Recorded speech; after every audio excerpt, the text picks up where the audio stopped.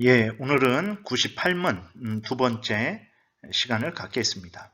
지난주에 그 기도의 강구 부분을 이제 반 정도 했고, 나머지 또 부분을 하고, 그 다음에 둘째, 셋째 부분에 대한 것도 살펴보겠습니다.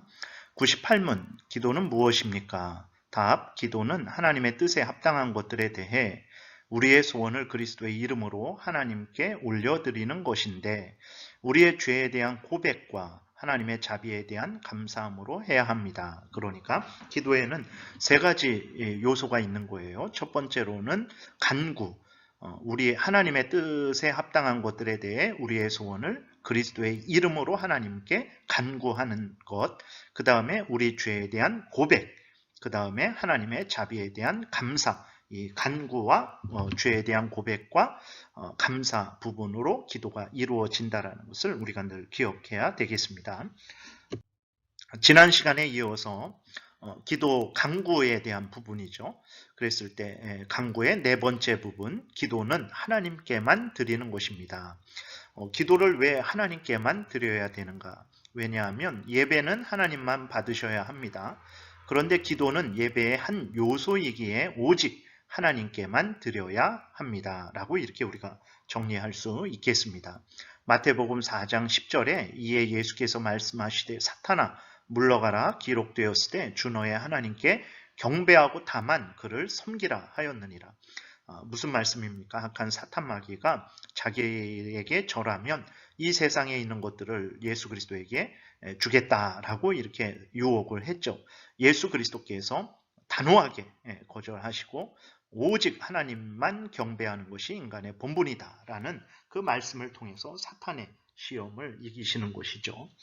마찬가지입니다. 기도는 이제 예배의 한 요소죠. 예배는 오직 하나님께만 드려야 된다는 것을 우리가 명심하게 될 때에 기도를 성모 마리아나 성인들이나 어떤 다른 인간들에게 행하는 잘못을 범하지 않게 되는 것입니다. 다른 인간들에게 아니면 다른 존재에게 기도하는 그것은 하나님의 영광을 다른 것에 돌리는 것이고 그것이 바로 우상 숭배가 된다는 것을 기억해야 됩니다. 기도는 오직 하나님께만 드리는 것이 기도라는 것을 기억해야 됩니다. 그래서 지난주에 말씀드린 대로 무당들도 기도합니다. 그러나 그것이 합당한 기도가 아니고 오히려 하나님의 진노를 일으키는 일이죠. 왜 그렇습니까? 그것은 하나님께 기도하는 것이 아니고 또 예수 그리스도의 이름으로 기도하는 것도 아니고 하나님의 뜻대로 기도하는 것도 아니고 그것은 귀신에게 기도한다든지 아니면 사람에게 기도한다든지 그것은 하나님을 못 오가는 것이고 그것은 우상을 숭배하는 것이기 때문에 당연히 하나님의 진노를 받게 되는 것입니다. 우리도 마찬가지입니다. 하나님의 뜻에 따라서 하나님의 뜻에 합당한 것들을 예수 그리스도를 의지함으로 하나님께 드리지 않는다면 그것은 하나님이 전혀 기뻐하시지 않는 기도라는 것을 우리가 생각해야 되겠습니다. 그 다음에 왜 하나님께만 기도 드려야 되는가? 왜냐하면 하나님은 모든 곳에 계셔서 모든 하나님의 백성들을 감찰하시고 그들의 기도를 들으시기 때문입니다. 그렇죠. 인간들은 다른 피조물들은 항상 모든 곳에 있을 수 없습니다. 공덕동에 있으면 다른 곳에 있을 수가 동시에 다른 곳에 있을 수가 없죠. 그러나 하나님은 항상 어디에나 언제나 계십니다. 그렇기 때문에 하나님의 이름을 부르는 모든 자들의 기도를 들으시고 응답해 주실 수 있습니다. 시편 34편 15절 여호와의 눈은 의인을 향하시고 그의 귀는 그들의 부르짖음에 기울이시는도다. 어느 곳에 있든지 의인들이 공덕동에 있든지 아니면 저 부산에 있든지 광주에 있든지 강원도에 있든지 어느 곳에 있든지 하나님은 그 의인들의 기도 하나님의 택한 백성들의 기도를 들으시고 응답을 해 주실 수 있습니다. 그렇기 때문에 기도는 오직 하나님께만 드려야 되는 거예요. 그 다음에 하나님만이 우리의 기도에 응답하실 수 있는 전능하신 분이시기 때문입니다. 그렇죠. 야고보서 1장 17절에 온갖 좋은 은사와 온전한 선물이 다 위로부터 빛들의 아버지께로부터 내려오나니 그는 변함도 없으시고 회전하는 그림자도 없으시니라 그랬어요. 하나님만이 각양 좋은 은사와 온전한 선물을 가지고 계십니다. 그리고 하나님만이 우리들의 필요를, 영육 간의 필요를 채워주실 수 있는 거예요. 사람들은 갖고 있지도 않고 채워줄 수 있는 능력도 없습니다. 그렇기 때문에 우리는 항상 기도를 누구에게 드려야 되나? 하나님께 드려야 되는 것입니다. 예수 그리스도를 의지함으로 하나님의 뜻에 합당한 기도를 항상 드려야 되겠습니다. 그 다음에 기도의 두 번째 부분이죠. 우리가 지은 죄에 대한 고백입니다. 바로 첫 번째, 우리는 기도에서 죄를 고백해야 합니다. 왜 그렇습니까? 시편 66편 18절에 있는 대로 내가 나의 마음에 죄악을 품었다라면 주께서 듣지 아니하시리라. 죄를 품고 하나님께 기도하면 하나님께서 들으시지 않습니다. 은혜 내려주시지 않습니다. 그렇기 때문에 죄를 회개해야 되는 거예요.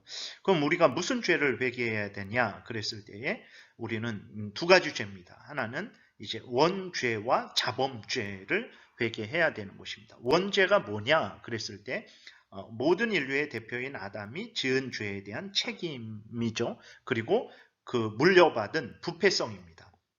원죄, 우리는 태어날 때부터 이렇게 아담이 지은 죄에 대한 책임을 같이 지고 태어나는 거예요. 그리고 그 아담이 죄로 오염되고 부패되었는데 그 아담의 부패성까지도 우리가 물려받은 상태로 태어나는 것입니다. 그래서 아무리 갓난아기 참 눈에 넣어도 아프지 않을 정도의 예쁘고 사랑스러운 아기일지라도 그 아기는 이러한 원죄를 타고 태어난다는 것을 기억해야 되고, 원죄 때문에 그 아기는 하나님의 특별한 은혜가 없이는 영원한 멸망을 당하게 된다는 것도 기억을 해야 되는 것입니다. 그래서 우리 장로교회에서는 하나님의 택한 백성이면 그가 어린 아기라서 뱃속에 있는 태아일지라도 믿음의 고백을 직접적으로 하지 않았을지라도 택함에 의해서, 하나님의 언약에 의해서, 성령의 거듭나게 하심에 의해서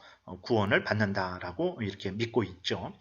다시 돌아와서 우리가 회개해야 될 죄는 원죄, 아담이 지은 죄에 대한 책임을 우리가 공동으로 가지고 있는 거예요. 그리고 물려받은 그 부패성도 회개해야 됩니다. 우리가 그럴 수 있어요. 아니 이것이 왜 내가 지은 죄가 아닌데 이것 때문에 내가 왜 이러한 고통을 당해야 되고 죽음을 당해야 되는가라고 생각을 할 수 있어요. 왜 그러냐면 이것이 하나님이 정하신 법칙입니다. 우리 반대로 예를 들어서 우리가 죄값을 치르지 않았습니다. 하나님 앞에서 그 합당한 죄에 대한 형벌을 받지도 않았고 영원한 지옥불에 던져지지도 않았죠. 그런데 우리가 죄 용서를 받았어요. 어떻게 죄 용서를 받았는가? 예수 그리스도가 대신해서, 우리를 대신해서 십자가에 못 박혀 죽으심으로 말미암아 우리가 죄 용서를 받은 거예요. 그러니까 대표성의 원리가 아담에게 적용되는 거죠. 그래서 그랬을 때 우리는 내가 지은 죄도 아닌데 왜 내가 책임을 져야 되는가? 라고 참 억울해할 수 있는데, 그러나 반대로 예수 그리스도로 말미암아서 내가 죄값을 치르지 않았는데 예수님이 그 죄값을 치름으로 말미암아서 우리가 죄 용서를 받고 이렇게 하나님의 자녀가 되어서 영생을 누리게 되는 것이거든요. 그렇기 때문에 그것이 전혀 억울한 일도 아니고 잘못된 일도 아니라는 것을 우리가 기억을 해야 되는 것입니다. 원죄를 회개해야 되고, 그 다음에 자범죄, 스스로 지은 죄죠. 자범죄를 회개해야 되는 것입니다. 그래서 우리의 생각과 마음으로, 입술과 행동으로 지은 모든 죄를 하나님 앞에 고백하는 그러한 회개를 행해야 되는 것입니다. 시편 32편 5절에 내가 이르기를 내 허물을 여호와께 자복하리라 하고 주께 내 죄를 아뢰고 내 죄악을 숨기지 아니하였더니 곧 주께서 내 죄악을 사하셨나이다. 셀라. 아멘. 이렇게 우리가 하나님 앞에 죄를 고백하면 하나님께서 우리의 죄를 용서해 주신다라는 것을 우리가 기억해야 됩니다. 근데 우리가 그럴 수 있어요. 지나간 죄, 지난번에 회개하지 않았나? 그리고 원죄도 예수 그리스도를 믿을 때 중심으로 회개하지 않았나? 근데 또 죄를 회개해야 되는가? 그렇습니다. 이미 용서받은 죄일지라도 우리가 문득문득 생각날 때가 있죠. 그때 하나님 앞에 다시 한번 회개를 하는 거예요. 그 회개를 통해서 우리는 하나님이 우리의 죄를 용서해 주셨음을 다시 한번 확인하게 되고, 또 죄를 더 미워하게 되고 하나님을 더 사랑하게 되고 하나님의 뜻대로 더 살아가고자 하는 마음과 태도를 갖게 되는 것이고, 또 우리의 그 무서운 원죄와 또 자범죄, 영원한 지옥불에 던져져야 마땅한 그 죄에 대한 그 형벌을 예수 그리스도께서 우리 대신 받으시고 우리가 용서받았다라는 하나님의 그 은혜를 깨달아 알게 되고 하나님을 더 사랑하고 하나님께 감사할 수 있기 때문에 그런 것입니다. 그래서 이미 회개한 죄, 용서받은 죄일지라도 문득문득 생각날 때 하나님 앞에 중심으로 회개하시면 됩니다. 로마서 5장은 앞에서 말씀드렸던 대표성의 원리에 대한 본문입니다. 로마서 5장이 전체 그렇게 기록되어 있으니까 5장을 한번 따로 읽어보시기 바랍니다. 그러므로 한 사람으로 말미암아 죄가 세상에 들어오고 죄로 말미암아 사망이 들어왔나니 이와 같이 모든 사람이 죄를 지었으므로 사망이 모든 사람에게 이르렀느니라. 그래서 대표성의 원리. 아담이 범죄했어요. 그러면 아담만 이제 사망의 형벌을 받아야 되는데 그렇지 않고 모든 사람들이 사망의 형벌을 받았습니다. 왜 그렇습니까? 아담은 모든 인류의 대표이기 때문에 그런 거예요. 그렇기 때문에 아담이 지은 죄가 내가 지은 죄입니다. 예를 들어서 우리나라 대통령이 외국에 나가서 어떤 극진한 대우를 받았어요. 그러면 그 대한민국 국민이 극진한 대우를 받는 것이고, 홀대를 받았어요. 그러면 그것이 대한민국 국민이 홀대를 받은 것으로 느끼잖아요. 왜 그렇습니까? 그게 대표이기 때문에 그런 것입니다. 그래서 로마서 5장에서 이러한 내용들이 잘 기록되어 있습니다. 그 다음 우리의 죄로 인해서 현세와 내세의 영적으로 육적으로 영원한 심판과 형벌을 받아야 함을 인정하고 범죄한 그것을 슬퍼하고 미워하고 그리고 확고한 목적과 확고한 결단으로 죄를 다시는 짓지 않겠다는 마음가짐으로 겸손하게 충분하게 죄를 고백해야 합니다. 다니엘서 9장에 보게 되니까 주여 수치가 우리에게 돌아오고 우리의 왕들과 우리의 고관과 조상들에게 돌아온 것은 우리가 주께 범죄하였음이니다마는 주 우리 하나님께는 긍휼과 용서하심이 있사오니 이는 우리가 주께 패역하였음이오며. 3번 기도의 셋째 요소는 무엇입니까? 기도의 셋째 요소는 감사이며 이 땅 위에서 현세적이고 영적인 하나님의 자비에 대해 천상에서의 생명과 행복의 약속에 대해 인식함으로 감사하는 것입니다. 우리는 감탄과 믿음과 사랑과 기쁨과 그 외의 모든 종류의 합당한 마음으로 인정하고 감사해야 합니다. 빌립보서 4장 6절 아무것도 염려하지 말고 다만 모든 일에 기도와 간구로 너희 구할 것을 감사함으로 하나님께 아뢰라 이렇게 명령하고 있습니다. 그래서 우리가 기도할 때 감사해야 되는 거예요. 그러나 우리가 사실 우리 현실을 보게 될 때 감사할 것이 별로 없죠. 우리들의 어떤 일들에 대해서 우리의 건강이라든지 또 우리의 어떤 상태라든지 이런 것들을 보게 되면 별로 감사할 것이 없습니다. 근데 항상 감사하라니까 뭘 감사해야 되는가 우리가 생각할 수 있어요. 근데 다시 눈을 뜨십시오. 우리가 항상 세상적이고 육신적이고 물질적인 것만 찾으려고 하니까 감사가 없는 것 같아요. 없는 것입니다. 그러니까 눈을 떠서 어떤 영적인 은혜, 하늘의 신령한 은혜들을 살펴보시기 바랍니다. 우리가 죄에서, 죄의 권세에서, 죄의 형벌인 저주와 죽음에서, 그리고 또 우리가 사탄 마귀의 종로를 타는 데서 해방되었어요. 그리고 하나님의 자녀가 되었습니다. 하나님이 우리 하나님 되고 우리가 하나님의 자녀 된 거죠. 그리고 우리가 영원한 천국을 지금 상속받았습니다. 그리고 하나님의 자녀의 특권을 누리고 있습니다. 그리고 예수 그리스도께서 지금 우리를 위해서 하늘에서 간구하고 계시고 때가 되면 다시 오셔서 악인들을 사탄 마귀와 그 무리들을 영원한 지옥불에 던져 넣으실 것이고 또 우리들을 영원한 천국으로 인도하여 주실 거죠. 그리고 성령께서 지금 우리를 주장하고 인도하고 계십니다. 우리가 생각해 보면 한량 없이 감사할 것이 한두 가지가 아닙니다. 그리고 지금 악한 사탄 마귀와 그 무리들은 점점 패하여 가고 있는 것이고 하나님의 나라가 하나님의 통치가 점점 확장되어 가고 있는 거죠. 때가 되면 이 하나님의 영광이 온전히 드러날 것이고 하나님의 나라가 새하늘과 새 땅이 온전히 임하게 될 것입니다. 그래서 눈을 크게 뜨고 보면 감사할 것이 한두 가지가 아니죠.